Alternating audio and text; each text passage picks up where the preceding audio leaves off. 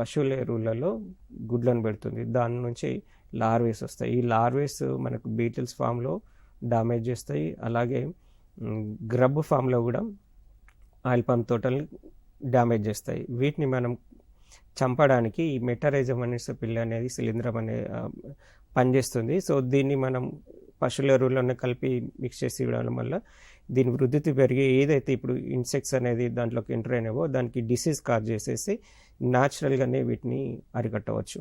So మనకు పశువుల ఎరువు వేసుకునేటప్పుడు కొంచెం రైతులు గమనించాల్సింది ఏంటంటే దాంట్లో వైట్ గ్రాప్స్ లేకుండా కొంచెం సన్కి ఎక్స్పోజ్ చేసి ఆరబెట్టి మనం మొక్కల పాదులలో వేసుకోవాల్సిన అవసరం ఉంటుంది. లేదంటే పాదులలో పోరేట్ గ్రాన్యూల్స్ చల్లుకోవడం కానీ, లేదంటే మెటారైజం అనే సఫిల్ స్ప్రే చేయడం కానీ, లిక్విడ్ ఫామ్లో ఇవ్వడం కానీ, లేదంటే మాన్యూర్లోనే ఈ పౌడర్ని మిక్స్ చేసి వేయడం కానీ, ఈ విధంగా చేసుకున్నట్లయితే మనకు తెలియకుండానే ఫామ్ యార్డ్ మెన్యూస్తో వచ్చేటువంటి ఈ హ్యాజార్డ్స్ని మనం కంట్రోల్ చేసుకోవడం కాకుండా బెనిఫిషియల్గా చేసుకోవచ్చు.